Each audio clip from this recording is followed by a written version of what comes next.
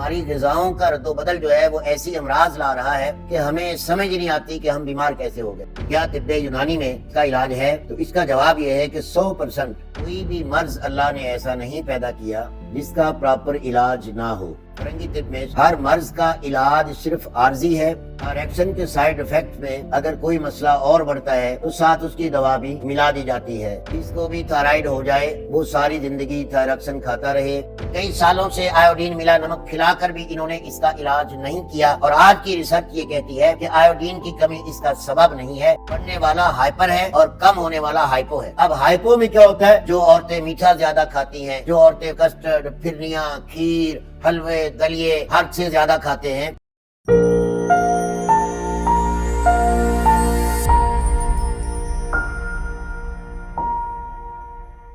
السلام علیکم ورحمۃ اللہ وبرکاتہ۔ محترم خواتین و حضرات، حکیم محمد ضیاء مطب ابن طبیب آپ کی صحت کے حبیب کی جانب سے آپ کی خدمت میں ایک بار پھر حاضر ہوں ایک نئے ٹاپک کے ساتھ۔ محترم خواتین و حضرات، جیسا کہ آپ جانتے ہیں میں اپنی ہر ویڈیو علمی تحقیقی دیتا ہوں۔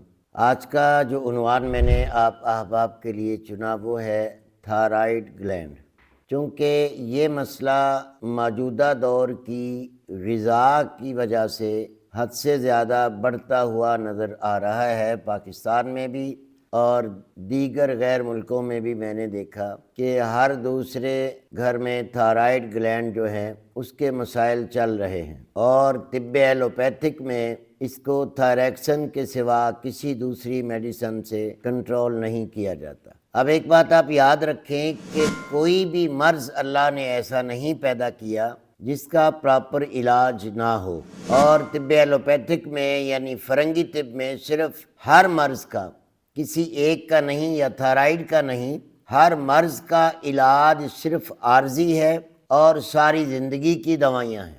جس کو بھی تھائرائیڈ ہو جائے وہ ساری زندگی تھائراکسن کھاتا رہے، مرد ہے یا عورت، وہ ساری زندگی دوائیوں کے ساتھ چلے گا۔ تھائراکسن کے سائیڈ افیکٹ میں اگر کوئی مسئلہ اور بڑھتا ہے تو ساتھ اس کی دوا بھی ملا دی جاتی ہے۔ فار ایگزامپل بلڈ پریشر بڑھ گیا، شوگر ہو گئی، موٹاپا بڑھ گیا، دیگر اس طرح کے جتنے بھی عوارضات انسانی زندگی کو تھائراکسن کے سائیڈ افیکٹ سے ہوتے ہیں تو اس کے ساتھ دیگر دوائیوں کو بھی جوڑ کر ساری زندگی دوائیاں کھانے کا کہا جاتا ہے۔ اور تھائرائیڈ کو ایلوپیتھک میں لا علاج قرار دیا گیا ہے کہ اس کا علاج نہیں ہے۔ تو سامعین محترم، آج تھائرائیڈ پر بات کرتے ہیں کہ کیا طب یونانی میں ہربل میں اس کا علاج ہے؟ تو اس کا جواب یہ ہے کہ 100% ہائپر تھائرائیڈ ہو یا ہائپو تھائرائیڈ ہو، اس ٹرم کو آپ سمجھیے۔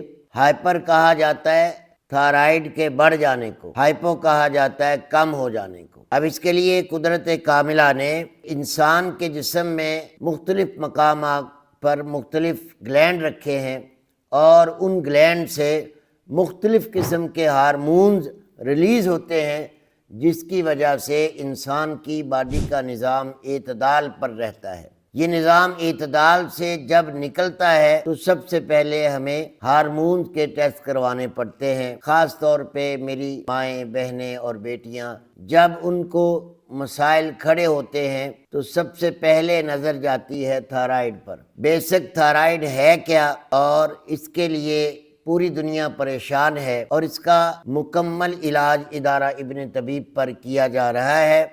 بما ڈائٹ پلان چارٹ مکمل کورس 90 دن کا کورس ہوتا ہے، 20 سالہ پرانی بھی تھائریکسن چھوٹ جاتی ہے۔ الحمدللہ پاکستان میں نہیں، دبئی میں بھی بارہا دفعہ ایسی مریضہ ملی جو تھائریکسن کھا رہی تھیں اور وہ چھوٹنے کا نام نہیں لے رہی تھی۔ الحمدللہ جب سے ان کو چیک کیا، ان کا علاج کیا، ان کو علاج بالغذا پہ لگایا اور ان کو فاسٹ فوڈ سے بچایا، کیونکہ آج کل میں قبل بھی ذکر کر چکا ہوں اس سے قبل کہ ہماری غذاؤں کا رد و بدل جو ہے وہ ایسی امراض لا رہا ہے کہ ہمیں سمجھ نہیں آتی کہ ہم بیمار کیسے ہو گئے۔ اب یہ اس میں پیزا ہے، برگر ہے، شوارما ہے، رول ہیں، پراٹھے رول ہیں، اسپائسیز ہیں، اس میں سایا سوس، چلی سوس، یہ شرکے تمام تیزابات ہیں۔ اب یاد رکھیے گا یہ نیچرل غذا نہیں ہے۔ نیچرل غذا جو اللہ پاک نے فروٹ، سبزیاں، دودھ، مکھن، گھی اور ایسی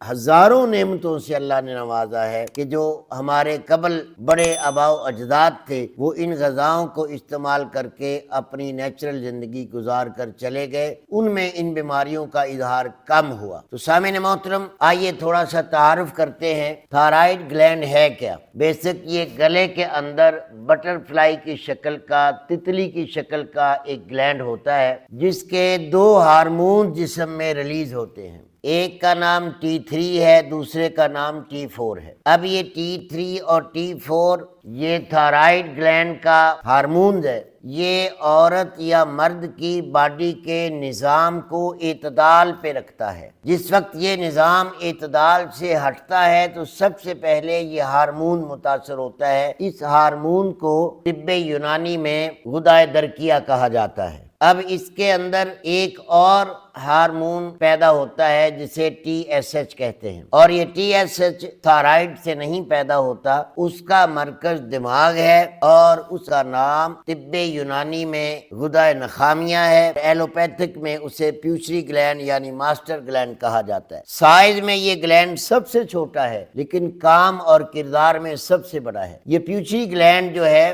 یہ TSH ہارمون کو کنٹرول کرتا ہے۔ جس وقت انسان ایسی غذائیں کھاتا ہے جن کا مزاج گرم اور خشک یا خشک اور گرم ہو، پھر یاد کرا دوں کہ مزاجوں پر اور غذاؤں پر میرے 6 ویڈیوز میرے چینل پہ موجود ہیں، آپ کو اس کا لنک مل جائے گا، آپ اس پہ جا کے سمجھ سکتے ہیں کہ خشک گرم کون سی غذائیں ہیں اور گرم خشک کون سی غذائیں ہیں۔ ایلوپیتھک طب کی سب سے بڑی جہالت یہی ہے کہ اس نے آج تک غذاؤں اور دواؤں کے مزاج کو سمجھا ہی نہیں اور مانا بھی نہیں۔ میں یہ سمجھ نہیں سکتا کہ سردی، گرمی، تری، خشکی یہ اللہ نے موسموں میں بھی رکھی ہیں اور اللہ نے فضا میں بھی یہ چیزیں رکھی ہیں، غذاؤں میں بھی یہ چیزیں موجود ہیں۔ تو المختصر عرض کر دوں، جب کوئی مریض یا مریضہ خشک گرم اور گرم خشک غذائیں زیادہ کھا لیتا ہے تو اس کے تھائرائیڈ جو ہیں وہ حد سے زیادہ کام کرنے لگ جاتے ہیں۔ اس مریض یا مریضہ کا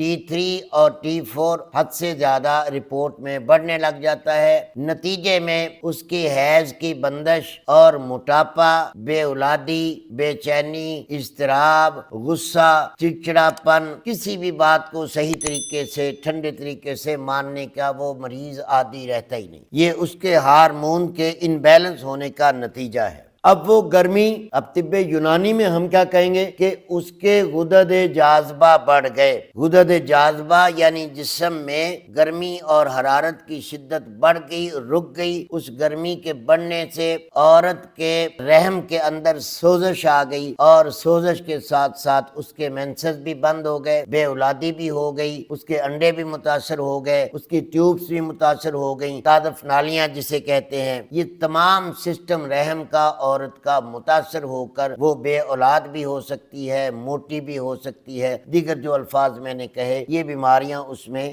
آ جاتی ہیں۔ اب دوسری بات، یہی T3 اور T4 جب حد سے زیادہ بڑھ جاتے ہیں تو TSH جو پیوٹری گلینڈ کا ہارمون ہے وہ کم ہو جاتے ہیں، اور اس کے اپوزٹ دوسرا نام جو دیا جاتا ہے ہائپو تھائرائیڈ کا، یہ تو ہے ہائپر، بڑھنے والا ہائپر ہے اور کم ہونے والا ہائپو ہے۔ اب ہائپو میں کیا ہوتا ہے؟ جو عورتیں میٹھا زیادہ کھاتی ہیں، جو عورتیں کسٹرڈ، پھرنیاں، کھیر، حلوے، دلیے حد سے زیادہ کھاتے ہیں تو ان کے گلینڈ حد سے زیادہ اپنے ہارمون کو ریلیز کر کے جسم کو دبلا پتلا کر دیتے ہیں۔ تو اب یہ یاد رکھیں، ہائپر ہو یا ہائپو ہو، ہائپو میں یہ ہارمونز کم ہوں گے، ہائپر میں یہ ہارمونز بڑھ جائیں گے۔ اب یہاں کم ہونے کے لیے بھی تھائریکسن دی جاتی ہے، بڑھ جانے کے لیے بھی اس قسم کی ادویات دے کر عارضی طور پر اس ہارمون کو کم کیا جاتا ہے۔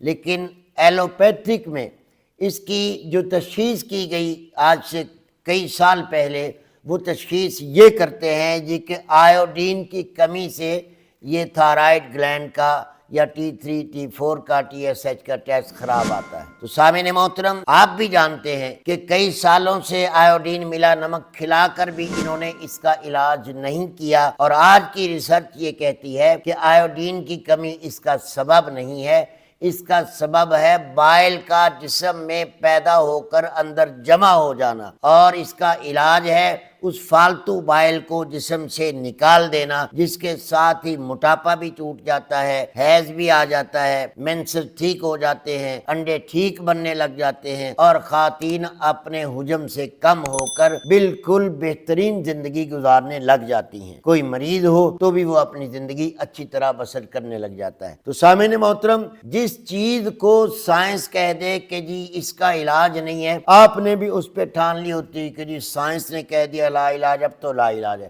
خدا کہہ رہا ہے میں نے کوئی مرض لا علاج پیدا نہیں کی، جس کی کئی دوائیاں اللہ نے بھیجی ہیں۔ اب تحقیق نہیں ہے، علم نہیں ہے، صرف دنیا کو بڑی بڑی بلڈنگیں دکھا کر، بڑی بڑی مشینیں اور رپورٹیں دکھا کر لوگوں کو لا علاج کر کے مایوس کر کے گھر میں ڈال دیتے ہیں۔ تو میری ہر اس تھائرائیڈ گلینڈ کے مریض کو درخواست یہ ہے، جو ہائپر ہو یا ہائپو ہو، وہ مرد ہو یا عورت ہو، شادی شدہ ہو یا غیر شادی شدہ ہو، اگر کسی کو بھی یہ مسئلہ ہے، ادارہ ابن طبیب کے ساتھ ساتھ ضروری نہیں کہ آپ میرے سے علاج کروائیں، کسی بھی اچھے قانون مفرد اعضاء کو سمجھنے والے طبیب کے لا کر آپ اپنی درخواست رکھیں۔ امید کرتا ہوں کہ میرا ہر نظریہ مفرد اعضاء والا طبیب ہائپو اور ہائپر تھائرائیڈ کا شاندار علاج کر سکتا ہے۔ سامعین محترم، ادارہ ابن طبیب 90 دن کے کورس کے اندر جتنا مرضی پرانا ہائپو ہو یا ہائپر تھائرائیڈ ہو، اس کا علاج گارنٹی سے کر رہا ہے۔ الحمدللہ ڈائٹ پلان کے ساتھ ہی، بغیر کسی مسل کے، بغیر کسی موشنوں کے، بغیر چربی تحلیل کیے، صرف ڈائٹ پلان پر ہی عمل کرنے سے سوکھے اور دبلے پتلے جن کا ہائپو ہوتا ہے وہ اپنی صحت میں بحال ہو جاتے ہیں، اور جو ہائپر مریض ہیں جن کا بالکل جانوروں کی طرح جسم موٹا ہو جاتا ہے، غسیلے اور چڑچڑے ہو جاتے ہیں، وہ ہمارے ڈائٹ پلان کے ساتھ ساتھ ادارہ ابن طبیب کے کورس کو استعمال کر کے الحمدللہ 100% شفا یاب ہو رہے ہیں۔ تو ادارہ ابن طبیب آپ کی صحت کے حبیب کی جانب سے یہ ایک مختصر سا موضوع میں نے آپ کے سامنے رکھا تھا۔ جہاں کہیں بھی میں جاتا ہوں بارہا مریض ملتے ہیں، جی یہ تھائرائیڈ گلینڈ کا مسئلہ تھا، تو یہ کوئی لا علاج نہ ہے نہ تھا۔ سائنس نے صرف اپنا وقتی بزنس چلانے کے لیے ایسی ادویات بنائی ہیں جو ساری زندگی کھانی پڑتی ہیں۔ کوئی بھی بچہ بچی، کوئی بھائی بہن اگر تھائرائیڈ میں مبتلا ہے اور وہ تھائریکسن سے جان چھڑانا چاہتے ہیں تو ادارہ ابن طبیب سے رابطہ کریں، واٹس ایپ پہ اپنی پوری ڈیٹیل بھیجیں اور اپنی رپورٹس بھیجیں، اور آن لائن بھی آپ کو دوا مل جائے گی۔ آن لائن چیک اپ کے بعد آپ کو اگر آپ آ کر لینا چاہتے ہیں تو آ کر بھی آپ کو انشاءاللہ یہ کورس مل جائے گا۔ انہی الفاظوں کے ساتھ حکیم محمد ضیاء مطب ابن طبیب اور اس کی ٹیم کو اجازت دیجیے۔ السلام علیکم ورحمۃ اللہ وبرکاتہ۔